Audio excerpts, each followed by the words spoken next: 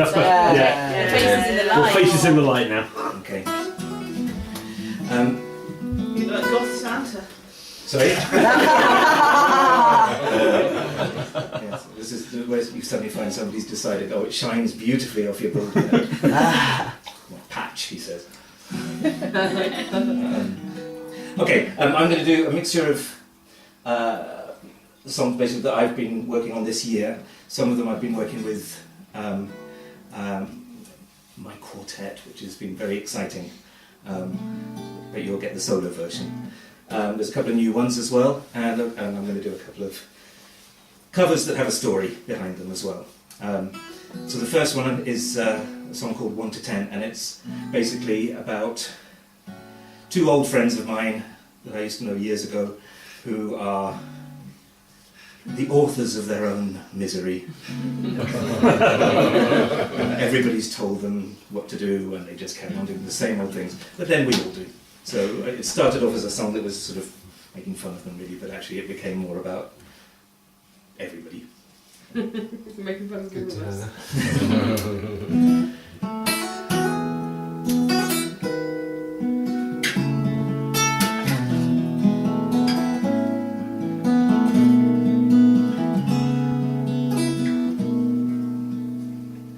Well, he'd been round the block a few times, and still he was never put off at the height of the hill.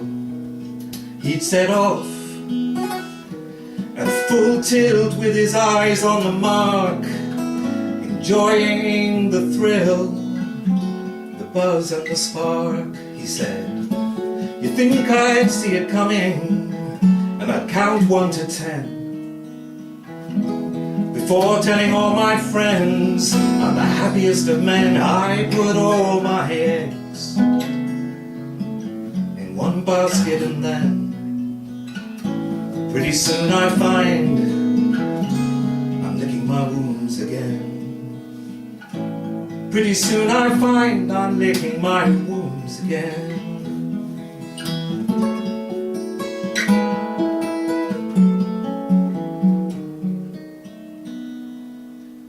Well, she'd learned not to clutter or fill up her space with the kind of stuff others leave all over the place. She had no time for boxes full of papers and rags. Her entire life fitted into Samsonite bags. She said, "Whenever I find that I've come to depend on anybody else, I just count 1 to 10 before I break something that I can never mend. Pretty soon I find I'm packing up again. Pretty soon I find I've packed my bags up again."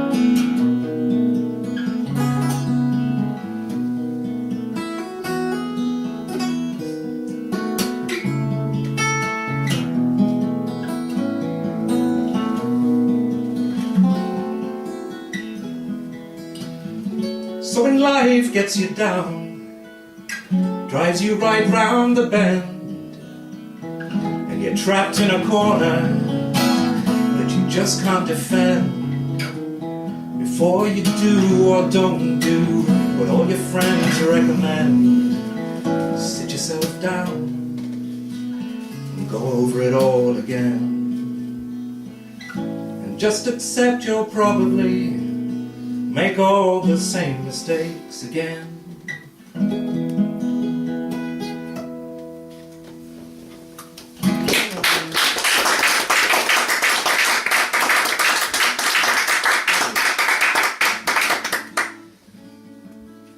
Is anybody sensitive about rude words? Yes. Yes. Let's hear them. Very nice. This has got a rude word in it. But it's okay because it's not me. It's quoting somebody else. This is called Three Conversations, and it's about three different conversations. Two of them are real, one's not.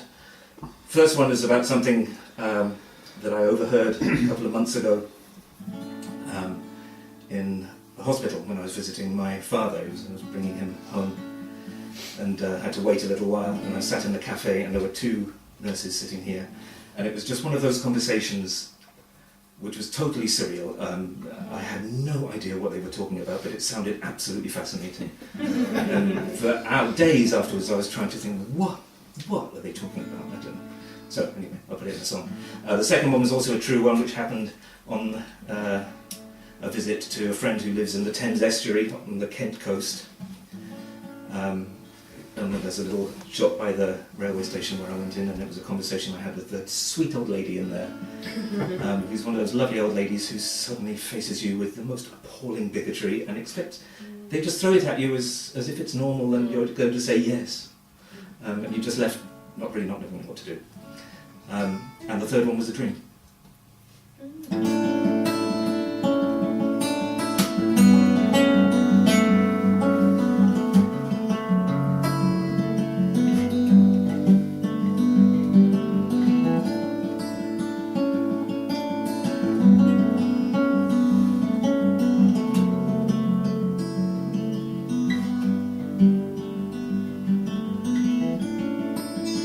Still don't quite know what to make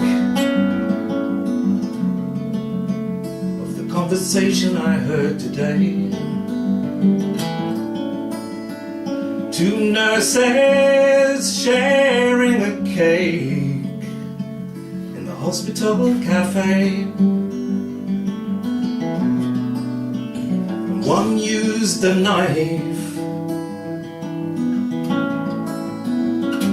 illustrate the way, and leaning in to be discreet, she said, shouldn't be allowed. And her friend nodded and agreed, and said, I don't think it is now.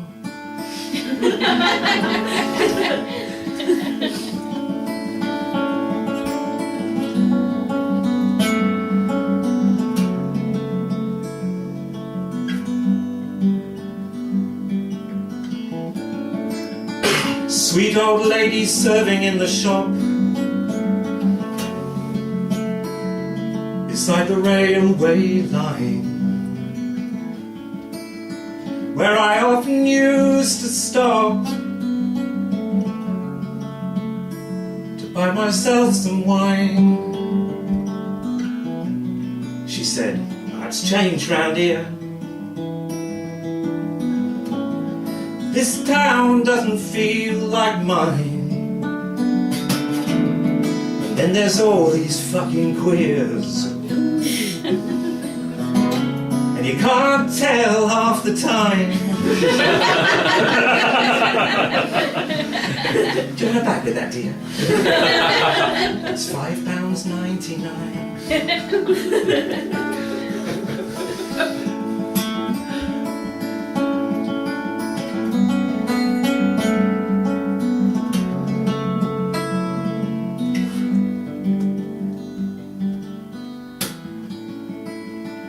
From the stage one day,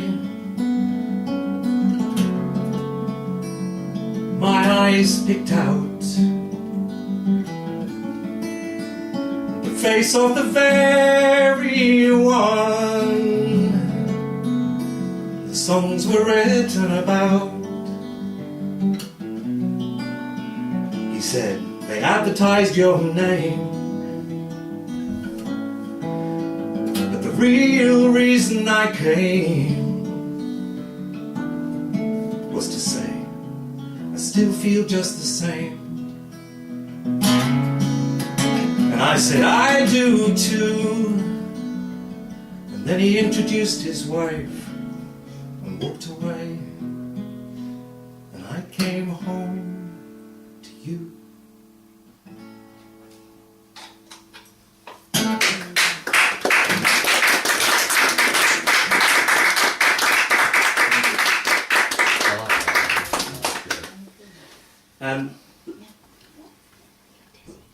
lots of great things have happened for me this year musically, and one of them has been getting to know and working with Nick Jones. I don't know if anybody knows Nick Jones, the old folk singer from the 70s, who disappeared without trace for 30 years after an accident, and has resurfaced, and I got to know his daughter a little Sit bit. down here because I'm dizzy.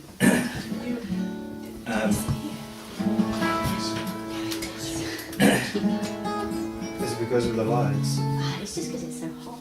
Oh, I I'll turn this off. my heart and it means that if it's yeah. really hot, then Of like, course, that does. Yes, I I forgot that was on. that might detract slightly from your performance. Possibly. Do you want to open the door a little bit? Just to crack it or just let it... Yeah. Okay, sweet dream. So anyway, working with Okay, that's nice. Nick Jones has been sort of...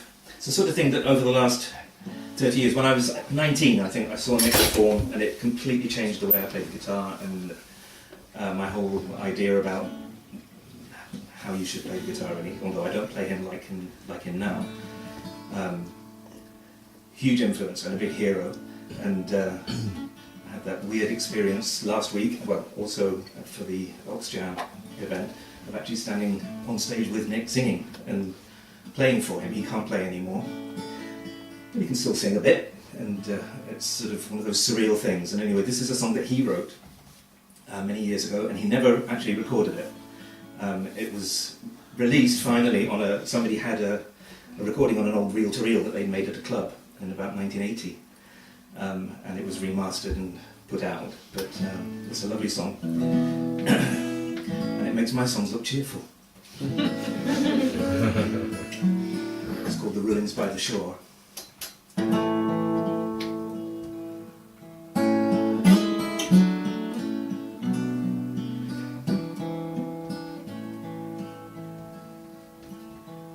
Somewhere between ice ages they first appeared and fell hungry on the beasts and the fish they speared. But all their bones are blackened and their faces are no more as we walk among the ruins by the shore. They believed in gods and thought they'd never die, but now spiders nest the tombs wherein they lie, and all their bones are blackened and their faces are no more as they walk among the ruins by the shore.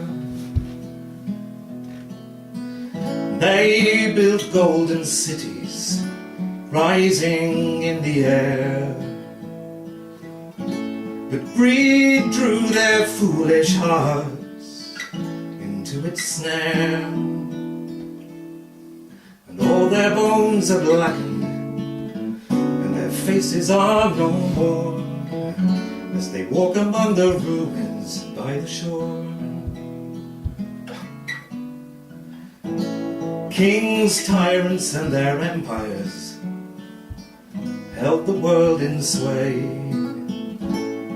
but their blind belief in science took their souls away, and all their bones are blackened, their faces are no more as we walk among the ruins by the shore. And we watch the heavens and the silent sky, hoping that light will fall on blinded eyes, and all our bones will blacken, our faces be no more when we lie among the ruins by the shore. When we lie among the ruins by the shore.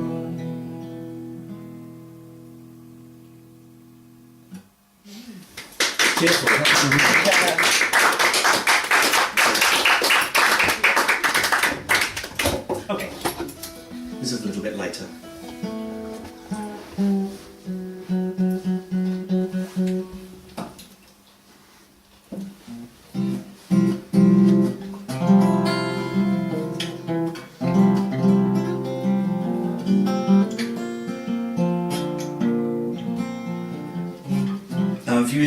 on holiday with a friend. We were touring around Spain and we stayed in several of these places. I don't know if anybody's come across them. They're called the balnearios municipales, and they're government-run health spas. And they're extraordinary places. Usually attached to a sort of grade 3 stately building or something like that, where they've made a hotel. And then there's the spa is next door. And the hotel's okay, it's quite nice, nothing special. Although the buildings are usually lovely. And the health spas are unbelievable. They're just like prison camps.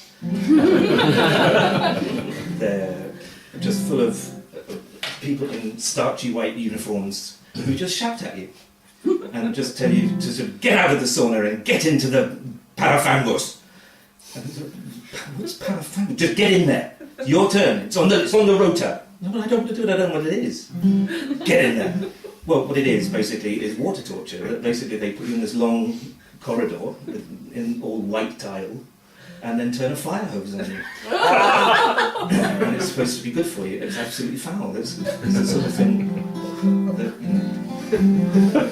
is forbidden by the Geneva Convention, I'm sure. And you pay for the pleasure.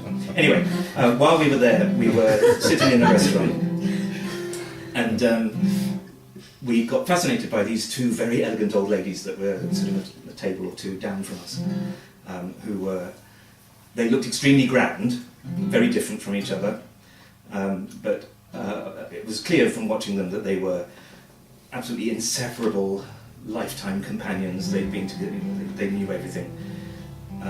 And it was also equally clear that they couldn't stand the sight of each other. They were just locked in this sort of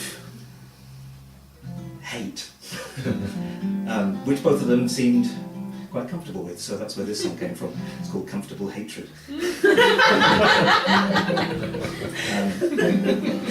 We gave them names and made up characters for them, so none of this is really true, it's all just what we invented.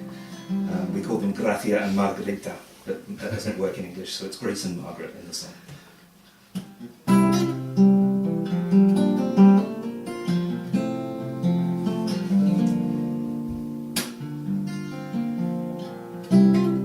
For nearly 40 years now, these two old friends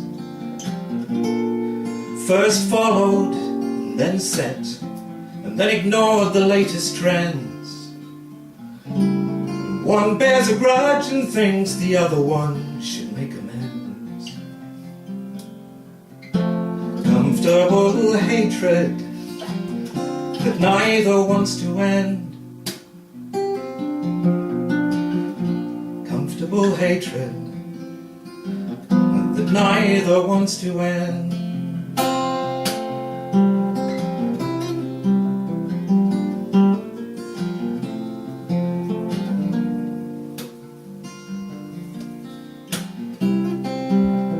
Margaret eats so fast she can't remember what she ate, while Grace just pokes and prods at the food on her plate with a sneer of disdain as she looks around this place. Comfortable hatred has left a scar on her face. Comfortable hatred has left a scar on her face.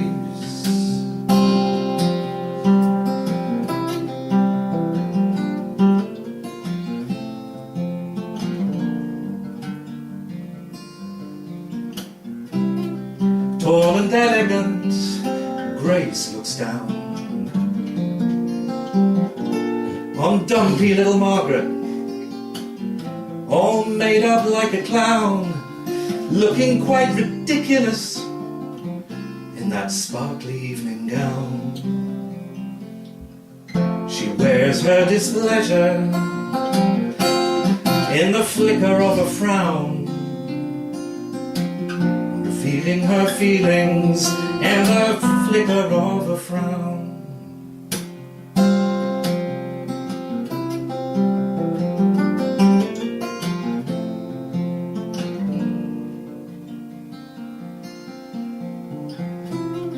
Grace Grace makes no attempt to hide what she thinks. As men a fraction of their age keep buying Margaret drinks, she's giggling like a girl as the champagne glasses clink. Margaret makes new friends and Grace just blinks. Margaret makes new friends while Grace just blinks.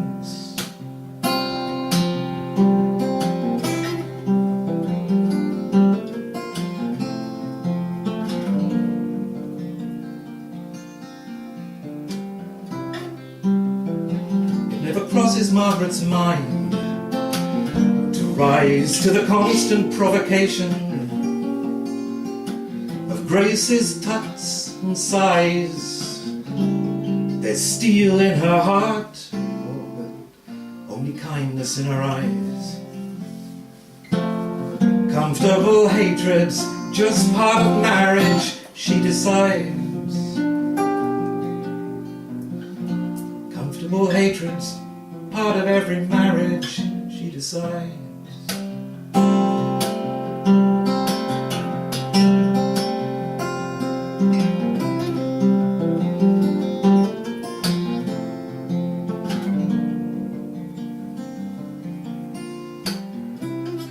Last one's on the terrace at 2 a.m. Both trying to keep straight faces as the manager complains, and then 3 pairs of eyebrows raised as Grace lets one off again. Margaret holds her aching sides, and Grace just tries to hide the smile that's spreading behind her fan, while Margaret holds out her hand. Grace takes it, and these two old friends help each other to stand.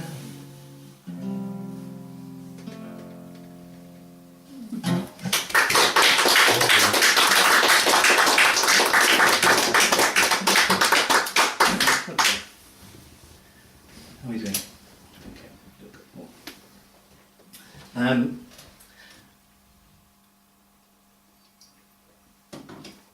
Okay, this is a song written by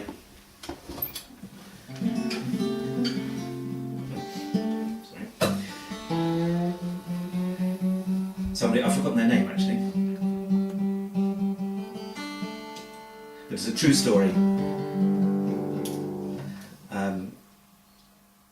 And I first heard this years and years ago and forgotten. I think there was a time probably when it was being done to death in all the folk clubs, and then everyone's forgotten it. And I've taken it on myself to reintroduce it. But it's a classic story song, and I don't know, you probably noticed this. Just this year, really, I've really started working more on story songs. I'm too old to do slushy songs, and I'm fed up as well with songs about me. I sort of, every time I start writing something with an I in it, you throw that out. Turn it into a he. Or she, and make it a story, and then it's easier to sing. Okay, we'll try this. It's called The King of Rome. In the West End of Derby lived a working man, and he said, I can't fly, but my pigeons can, and when I set them free, it's just like part of me gets lifted up on shining wings.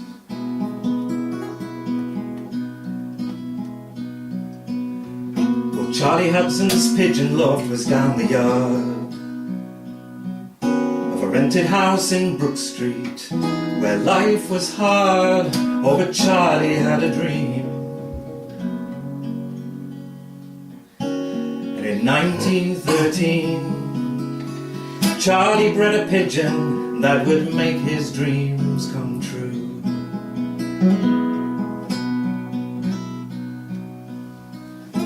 There was going to be a race from Italy. So we got out all the maps. Oh, look at all that land and sea. Oh, Charlie, you're going to lose that bird. But Charlie never heard. He packed it in a basket and he sent it off to Rome.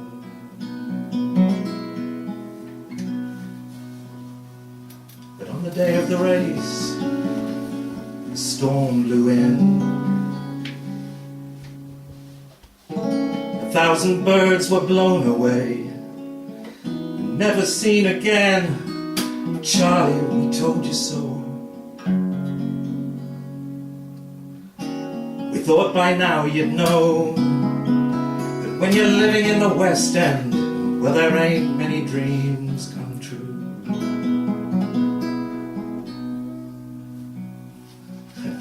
Yeah, I know, but I had to try. A man can crawl around, or he can learn to fly. And when you live round here, the ground seems awfully near. And sometimes I need a lift from victory.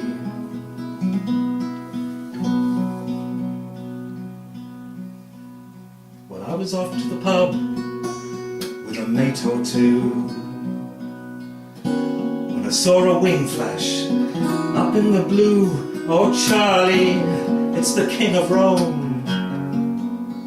He's come back to his West End home. Oh, come outside, Charlie. He's perched up on your roof.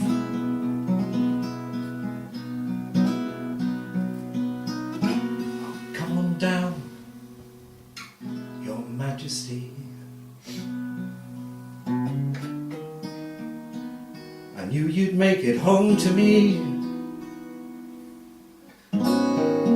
Come on down, my lovely one. You made my dreams come true. In the West End of Derby lived a working man, and he said, I can't fly, but my pigeons can, and when I set them free,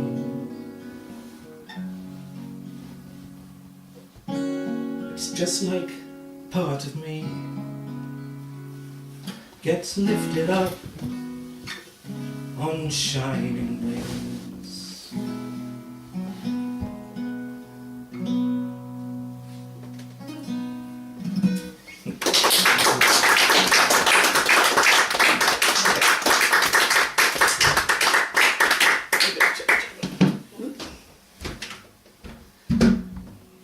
Does anybody need to replenish? Well, I'm just going to do a couple more and then we'll have a break. Is that all right? Yeah?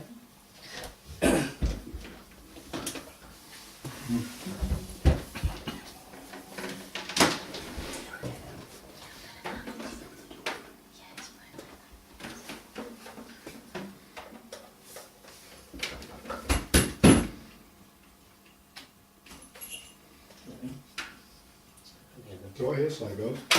Sorry? Do I hear sleigh bells? We'll see if people are good.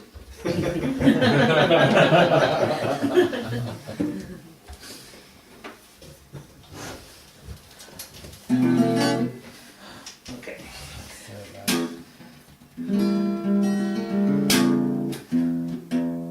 Okay, well, Nick Jones is one of my heroes. Musically, probably the other biggest hero is Joni Mitchell. Yeah.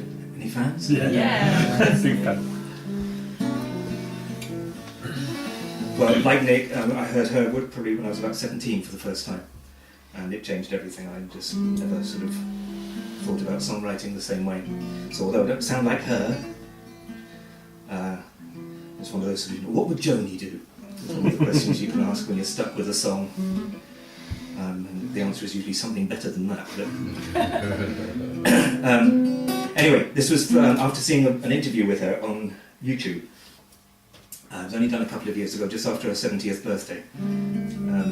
and it was quite a shock to see her because all her career really, she's always sort of looked the same. She's sort of always had the same hair, she's just got this very distinctive face and high cheekbones and a big toothy grin. And suddenly she looked older, and it was just a shock. As soon as you got used to it, it was actually, she looks just the same. And there's certainly no impairment. She's as feisty and as difficult and as cantankerous and as rude and, as she always has been. And mixes what she says, sometimes it's so insightful and spot on, and sometimes it's so flaky that it's but she doesn't care. She generally makes sure she can say what she likes. But after seeing that interview, I immediately wrote this really about the interview. So this is called "The Old Lady."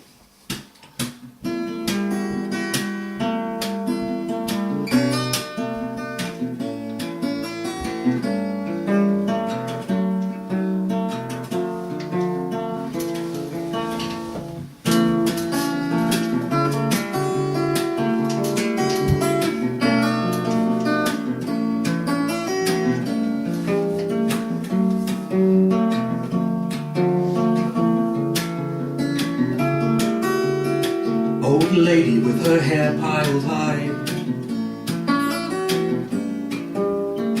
breathing in the smoke she's surrounded by, fixing her questioner with her eye. No intention yet to just lie down and die, for what's the point in having views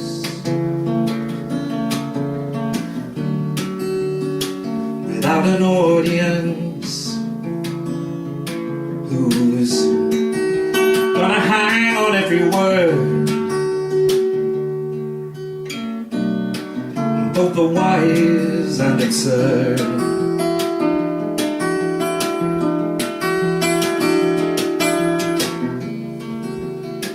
Old lady says she doesn't listen to her songs, well, except sometimes when her neighbors put her CDs on.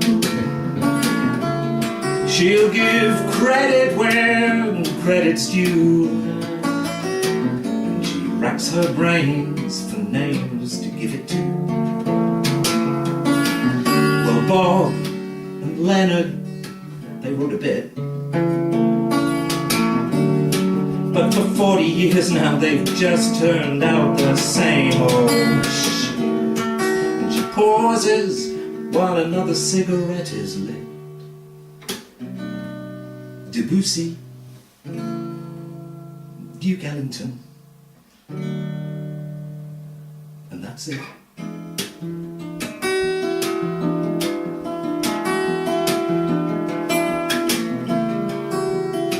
The old lady still has that toothy grin, and it still depends on the mood she's in. There's no way now that she's ever going to sing or run her fingers up and down those strings. In LA she sits, surrounded by self-portraits, looking for a shoe that fits before the world forgets.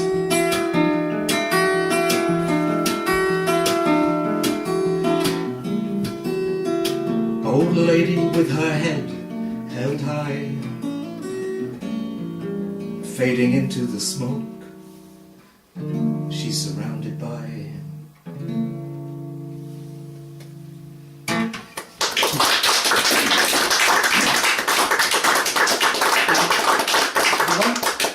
Okay.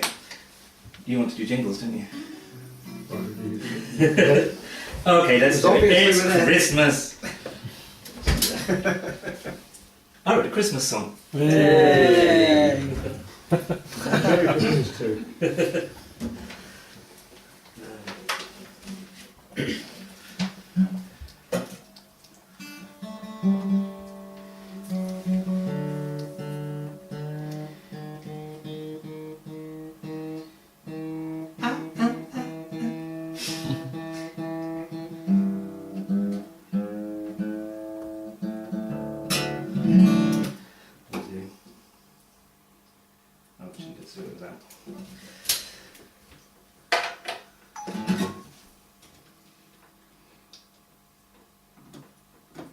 but I do need some help.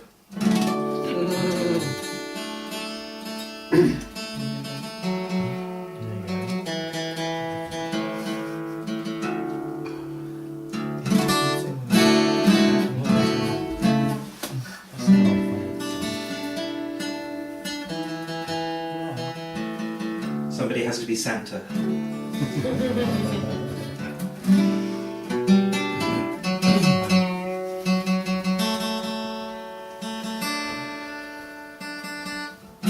Oh no.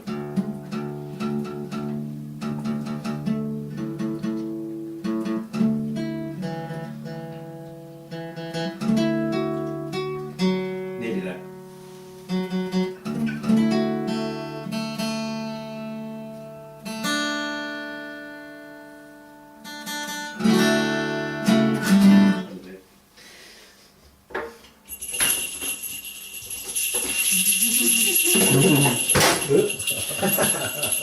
Who's going to be Santa?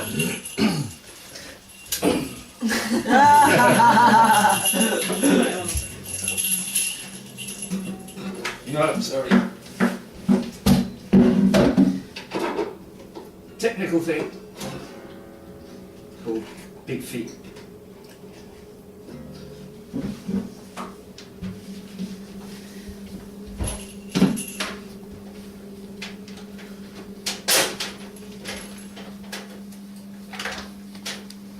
Okay, I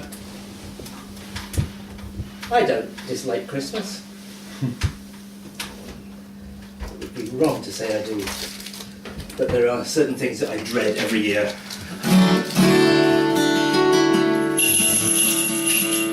It's not Santa. I like Santa. You go to Santa? Santa just needs to have a sort of nice... a little bit faster. That's it. There's the reindeer coming.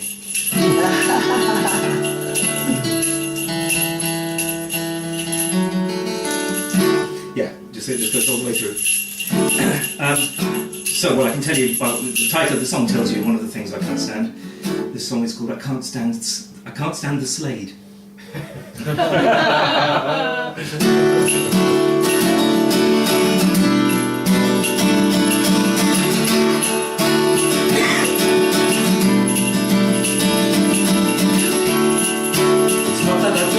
Christmas. I like the presents and the cake. I've been known to do a mince pie or two. It's the slade I can't take.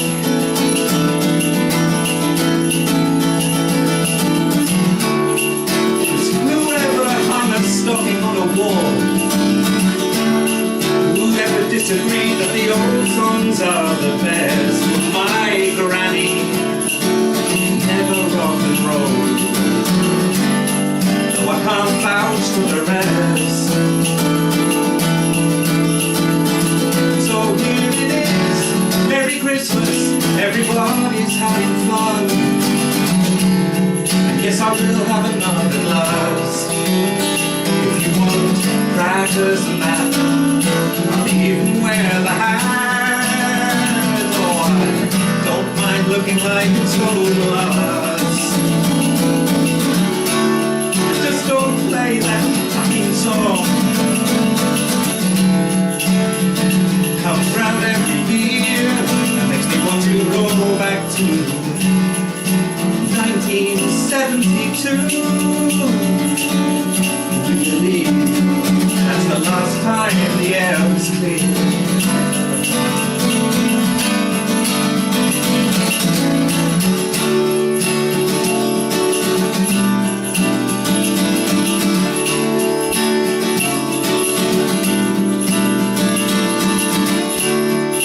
It's not that I don't like Christmas.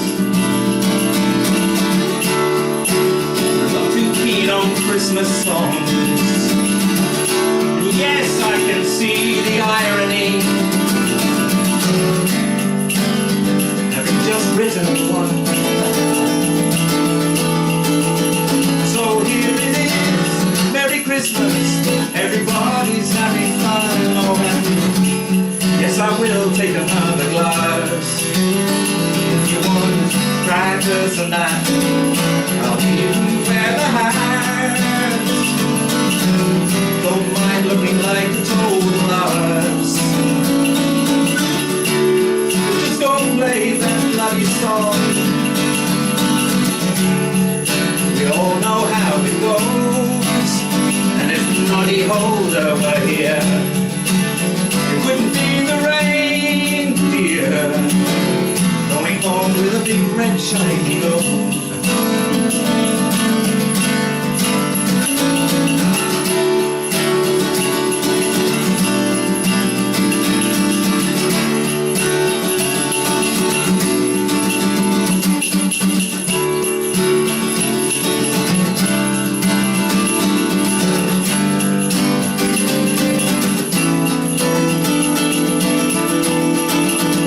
Here it is, Merry Christmas, everybody's having fun.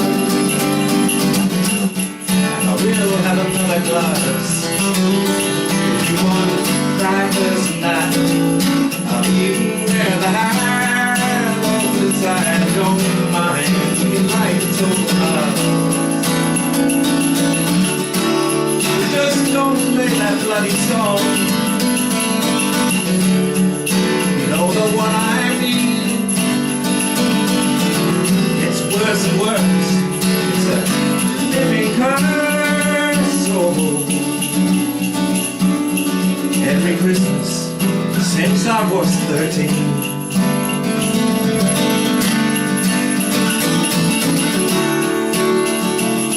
Oh, I think Santa's disappearing now. Oh, there you go.